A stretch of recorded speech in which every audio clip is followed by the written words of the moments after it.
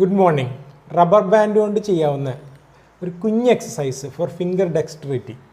എഴുതാനായിട്ട് hand I coordination വേണമെന്ന് പറഞ്ഞു.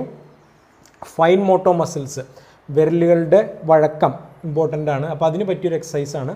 1-2 റബ്ബർ ബാൻഡ് വിരലുകളുടെ അറ്റത്ത് ഇങ്ങനെ ഇട്ട് കൊടുക്കുക. എന്നിട്ട് ഓക്കെ ലൈക്ക് ദിസ്. എനിക്ക് ഒരെണ്ണം കൂടി ഇടണം, എന്നാൽ കുറച്ചുകൂടി എൻ്റെ വിരലിന് കുറച്ചുകൂടെ മസിലുണ്ട്. അപ്പോൾ റെസിസ്റ്റൻസ് കൂട്ടാൻ വേണ്ടിയിട്ട് കൂടുതൽ റബ്ബർ ബാൻഡ് ഇട്ട് കൊടുക്കുക.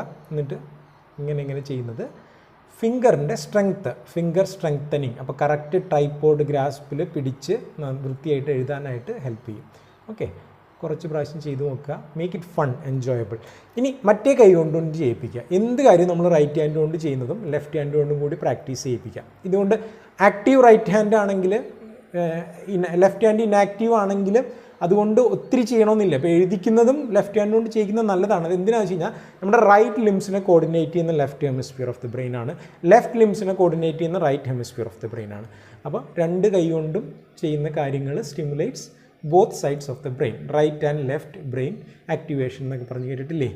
അപ്പോൾ ഈ കൈ കൊണ്ടും ഇതുപോലെ തന്നെ ചെയ്യിപ്പിക്കുക. എഴുതുന്നത് അതുപോലെ തന്നെ രണ്ട് കൈ കൊണ്ട് എഴുതിച്ച് കഴിഞ്ഞാൽ, left hand inactive hand left hand ആണെങ്കിൽ ഇനാക്റ്റീവ് ഹാൻഡ് കൊണ്ട് എഴുതുമ്പോൾ ഹാൻഡ് റൈറ്റിംഗ് ഒന്നും നോക്കണമെന്നില്ല. പക്ഷേ കറക്റ്റ് ഇതിൽ ചെയ്ത് കഴിഞ്ഞാൽ അത് മിററിങ് അവോയ്ഡ് ചെയ്യാനും ഹെൽപ്പ് ചെയ്യും.